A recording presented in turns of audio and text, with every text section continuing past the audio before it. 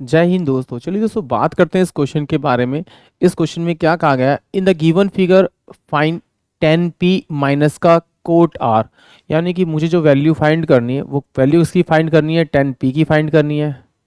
और 10 जो p है वो मेरे पास क्या होगा, आपका p बाय में आपका b, यानी कि लम बटे में क्या हो जाएगा आपका आधार। और मुझे माइनस करनी है किसकी, कोट आर की वैल्यू। कोट आर की वैल्यू जो होगी, कोट क्या होगा मेरे पास में, बेस अपोन में क्या हो जाएगा परपेंडिकुलर, यानी कि आधार अपोन में क्या हो जाएगा मेरे पास में आपका लंब। ये मुझे मुझे फाइंड क्या करना है, 10p माइनस का खोट आर। 10p क्या है मेरे पास में, p बाय में आपका b हो जाएगा माइनस का, और b बाय में आपका p हो जाएगा। इसने मुझे हेल्प के लिए दे रखा है, ट्रायंगल दे रखा है, उस ट्रायंगल की हेल्प से मैं इसकी वैल्यू लिखूंगा और वैल्यू निकालूंगा और उसमें पुट कर दूंगा, मेरा आंसर आ जाएगा। तो अब देखिए इस ट्रायंगल के अंदर ये क्या है मेरे पास में, परपेंडिकुलर है, ये मेरे पास हाइपोटेन्यूज होगी और ये मेरे पास क्या होगा, बेस होगा। तो ये तो मुझे पता है कि भाई 12 13 मिले तो ये वाला साइड मेरी 5 होगी, क्योंकि ट्रिपलेट्स होते हैं। जैसे कहीं आपको दे रखा है 3 दे रखा है और आपको 4 दे रखा है, तो आपकी जो हाइपोटेन्यूज होगी वो 5 होगी। कैसे, अगर आपको एक ट्रायंगल दे रखा है इस तरह से, और ये वाली साइड आपको 4 दे रखी है और ये वाली साइड 3 दे रखी है, तो ये बड़े वाली साइड जो होगी वो आपकी 5 ही होगी। और अगर आपको एक ट्रायंगल ऐसे दे रखा है, ये आपको 5 दे रखा है, ये आपको 12 दे रखा है, तो ये आपका क्या होगा, 13 होगा। यानी कि ये आपको याद रखने कि 5 12 इक्वल टू 13 के बराबर होगा। अब मैं क्या करूंगा कि पहले मैं इस साइड को फाइंड करूंगा, किसको, क्यू आर को, क्योंकि मेरे को डायरेक्ट नहीं लिखना, मुझे तो स्टेप दिखाने पड़ेंगे। तो इसका मतलब है ये मेरे पास में परपेंडिकुलर है, तो ये मेरे पास में हाइपोटेन्यूज होगी और ये मेरे पास में क्या होगा, आपका बेस होगा। तो मैं कह सकता हूं कि भाई P और Q का स्क्वायर प्लस में Q और R का स्क्वायर बराबर में क्या होगा, P और R के स्क्वायर के बराबर होगा।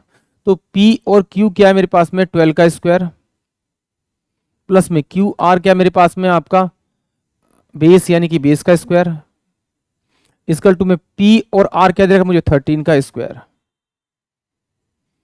तो मैं इसको सोल्व करूंगा तो 144 प्लस में ये बेस का स्क्वायर इक्वल टू में 169, ये मेरे पास इसकी वैल्यू आ गई।